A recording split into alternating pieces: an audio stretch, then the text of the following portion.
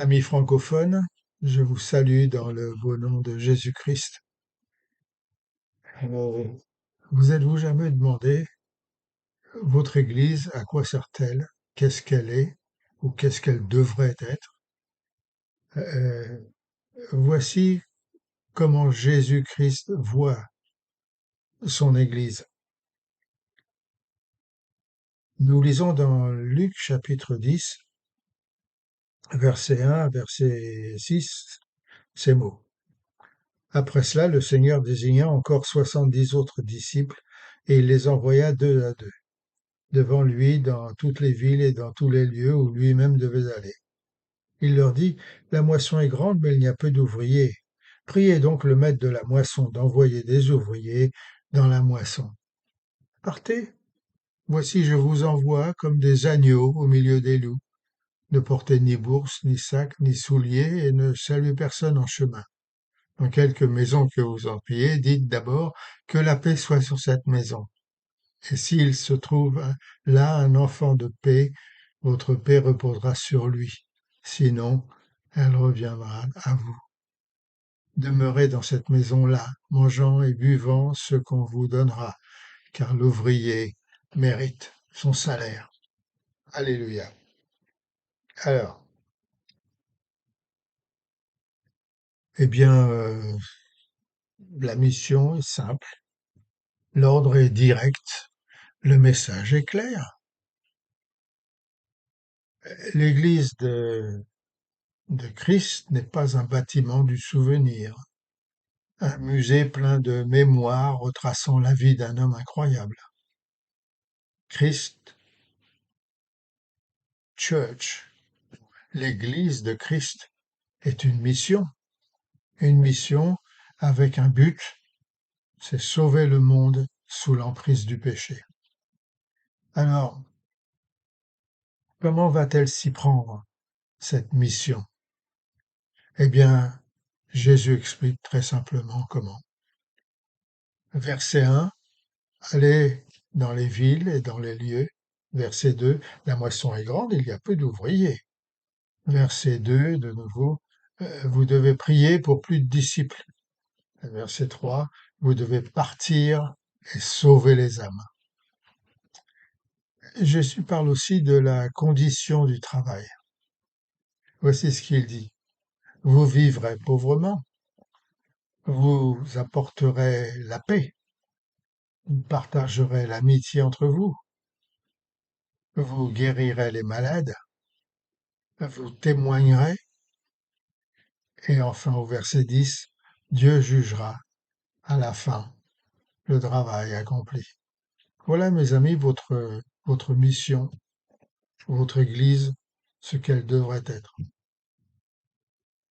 Mais en ce temps-là, pas de grosse publicité sur les murs des villes, ni à la télé, ni dans les journaux, ni sur Internet, pas de Facebook, pas de Twitter, pas d'autobus non plus amenant des milliers de gens dans un auditorium, une église, un stade pour voir un match de foot. Et cependant, cette mission va être un succès. La manière de Jésus est nouvelle, elle est habituelle et innovatrice. Car vous savez, en ce temps-là, si on était en quête de spiritualité, il fallait aller au temple. Et pendant le sermon, on vous envoyait des slogans politiques mélangés de sentences religieuses en tout genre. Mais un message spirituel dans la rue, au dehors du temple, voilà qui était impensable, voire inacceptable. Cependant, en fin stratège, Jésus avait prévu non seulement ce nouveau genre de mission, mais également la façon dont il fallait l'organiser de porte en porte. Nous lisons dans l'évangile de Luc, et là encore c'est très clair. Il envoie ses disciples deux par deux. Heureusement, ils étaient 70 et pas 71 ou 69. Dans les villes pour préparer sa venue, donc il les envoie. Et il ne leur cache pas la façon dont ils vont être reçus. Hmm. Des agneaux qui vont se trouver au milieu de loups. Hmm. Ah, il leur dit aussi comment s'habiller. Et puis, ils ne recevront pas un salaire. Ils se contenteront de ce qu'ils recevront comme nourriture et logement. Ils feront des miracles, ils endureront l'opposition. Comme je le disais, c'est net, c'est clair et c'est précis. Voilà à quoi ils devront s'attendre. Et cependant, il leur fait promettre une chose qu'aucun organisateur en relations publiques, qu'aucun candidat à des élections ne se permettrait de faire ou de dire. Alors regardez plutôt, dans ce même chapitre, chapitre 10 au verset 4, nous lisons: Ne saluez personne en chemin. C'est surprenant, n'est-ce pas, pour un organisateur, un planificateur tel que Jésus de suggérer cela à ses disciples. Quel manque de politesse, quel manque de savoir-faire, quelle indélicatesse. On peut les voir à la télévision lors de leur campagne électorale, tous ces politiciens saluer chaleureusement d'une bonne poignée de main tout être vivant passant près d'eux. Alors, pourquoi Jésus dit-il cela? Christ est-il opposé aux bonnes manières? Il est, je l'avoue, à première vue, étrange que Jésus-Christ nous encourage à être polis et peu courtois, car les gens des villes concernées pourraient refuser l'entrée de leur maison et l'ouverture de leurs portes à des disciples incorrects et grossiers. Ce qui n'est pas le cas dans cette mission, car les gens recevaient joyeusement les disciples et leur offraient le gîte et les couvertures. Vous savez, ce verset a été utilisé par certaines sectes justifier leur enseignement sur l'impolitesse et l'impolitesse envers le reste de la société. Ce monde pécheur exige d'être poli, d'être courtois et d'obéir à nos parents. Donc, comme Christ l'a suggéré, nous devons être impolis et grossiers et même rejeter nos parents s'il le faut. Parce que Jésus a dit que si nous ne les haïssons pas, nous ne pouvons pas être son disciple. Luc chapitre 14, verset 26. Alors une question se pose. Christ est-il contre les bonnes manières? Après tout, certaines situations sont belles et agréables. En Suisse et dans le sud de l'Allemagne, vous dites Grüß Gott, que Dieu vous salue. Les Arabes disent Salam alaikum, la paix soit avec vous. Et puis vous répondez Alaikum salam, de même, soyez en paix. Le peuple juif se salue par des Shalom Aleichem.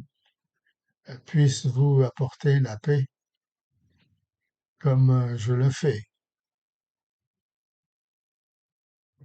En France, vous dites bonjour, je vous souhaite une bonne journée. Et quand vous partez, vous dites adieu, ce qui signifie je vous recommande à Dieu. Il n'y a rien de mal à tout cela. Alors sûrement, Christ ne peut pas s'attendre à ce que son disciple oublie d'être poli et courtois, tout simplement parce que les gens auraient, par exemple, refusé de leur ouvrir leurs portes. Alors pourquoi?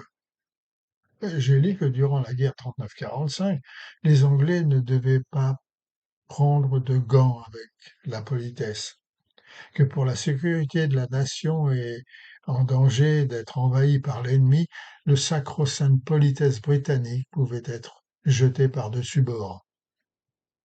Si vous croisiez sur votre route quelqu'un d'inconnu ou de suspect, le gouvernement de Sa Très Gracieuse Majesté vous encourageait à ignorer cette personne.